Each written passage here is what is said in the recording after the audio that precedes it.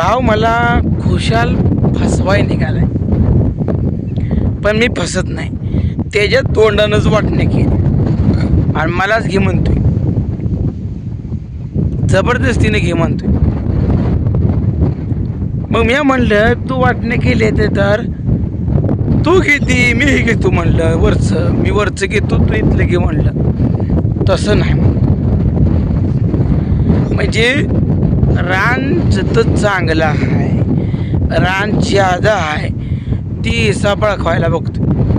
आता वरचं रान आहे 6 एकर आणि इथलं रान आहे 4 एकर आणि इथल्या रानात आहे घर, पण ही पण एका जागेला नाही. इथं व्हायचं तुकडा तर तकड व्हायचं तुकडा, तर हा एका जागेला, तर हा पाण्याची सोय भविष्यात होणार आहे. नळ्या ही येऊन पडले त्या टँक ही तुम्हाला सांगतो जबरदस्त चांगलं आहे. फक्त बारकी खोली आणि मला म्हणतो तू इथं राहा, सगळंच तुला घे. अरे सगळंच घेते, पण जवळजवळ इथल्या रानात आणि त्या रानात 2 एकरचा फरक पडतो. 2 एकर म्हणजे 80 गुंठ आणि 80 गुंठ म्हणजे तिची किंमत जवळजवळ 40 लाख रुपये होती. बघा 50,000 रुपयाला गुंठा म्हणलं तर 2 एकरची किंमत 80 लाख होती. नाही 40 लाख होती. तरी तुम्हाला सांगतो एवढा फरक. मग हे ना मला घर जर दिलं तर घराला असं पैसे कितीच आहे 3-4 लाख. म्हणून त्याला म्हटलं त्याला ऐकलंय घर करतोय तर आयतं बांधलेलं घर इतकं रान हे सगळं तुला राहू दे, मी जातो म्हणलं वर. उगाच तुझ्या जवळ तोंड बघायला सुद्धा नको मला. तरी मला येड्यात काढत होता, पण मी फसलो. माझी बायको तशी लय हुशार हो.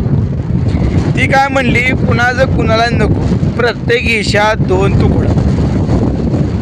मला हे पटलं.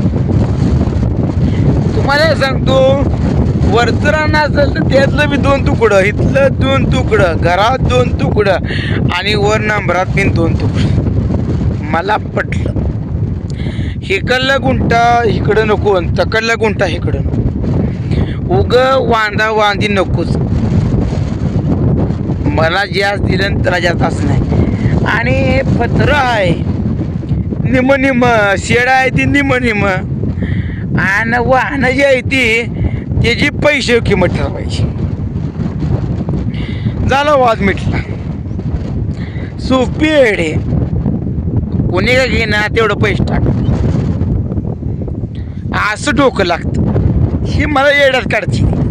आणि जनावरं मी राखतोय तर ही जनावर सगळी मला एकट्या. कारण का आजपासनं नाही जवळजवळ गेली 10-15 वर्ष झालं मी जनावर राखतो. मग तुम्हाला सांगतो ती जनावराची आहे ती माझ्या सवयी जनावर आहे. मला सोडून ती जनावरं राहत नाही. त्याच्यामुळं तुम्हाला सांगतो मी जनावर काही त्याला देत नाही.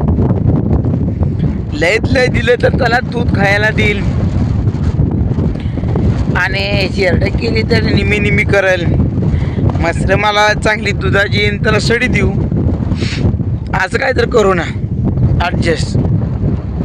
नाही माणसं 4 म्हटली जरी शेरडं निमी करा आणि मसर बी निमी करा तरी बी करू. माणसं जसं म्हणतील तसं.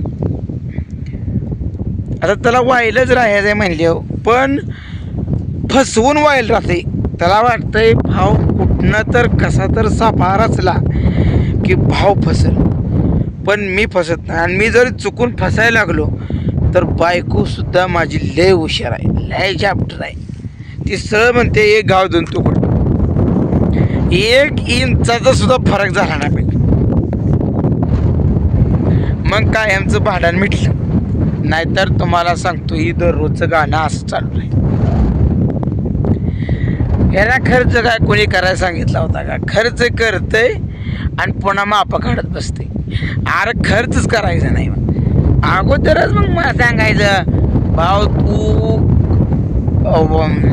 निम वाटण्या करू आणि निम घर पाहू. मी तेव्हा कबूल झाला होतो. म्हणला अजिबात व्हायला राहायचं नाही, घर बांधायचं नाही. नाटकं किती करतो तू. मोठ्या भावाला फसवायचं तू, पण मोठा भाऊ फसत नसतो. आधी दुसऱ्याचं तोंड काळ करताना स्वतःच्या हाताची बोट काळी करावं लागतात आणि मग तुम्हाला सांगतो दुसऱ्याचं हात काळ होते. ही प्रत्येक वेळ तुम्हाला सांगतो फसवायलाच जातो, पण मी फसत नसतो. कळलं का तुला? मी फसायला का येळा वाटलं का तुला रे? हा, तुला कोणी सांगितलं होतं घर बांधायला? हा, तुला कोणी सांगितलं दगड टाकायला, नीट करायला? हा, लगा घर बांधले ते पण चुकीचं बांधले. घर अशा ठिकाणी पाहिजे होतं की दोघांची वाटणी जरी केली तर भविष्यात ह्याच जागी आली पाहिजे. इकडं बांधायच्या 2 खोल्या आणि इकडं बांधायच्या 2 खोल्या पाहिजे होत्या. तिनं केलं नाही. त्यानं सगळं एकाच्या हिशात घर यायचं आणि पुन्हा बांधणं करायची, किंवा घर दिलं तर पुन्हा अंगणात फिरू द्यायचं नाही. ही त्याची खेळी होती, अशी त्याची चाल होती. म्हणून त्यानं एका कोपऱ्यात घर बांधले. बांधावच्या पड्याला 2 खोल्या आणि आड्याला 2 खोल्या काय केल्या नाहीत? याला भविष्यात वाटणी करायची होती म्हणून असं बांधायचं होतं. त्यानं तसं बांधलं नाही. त्याला धिंगाणा घालायचा होता आणि त्याला पैसे हडप करायचे होते. पण किती जरी तू पैसा हडप केला तर मी सोडणार नाही तुला, सोडणार नाही अजिबात.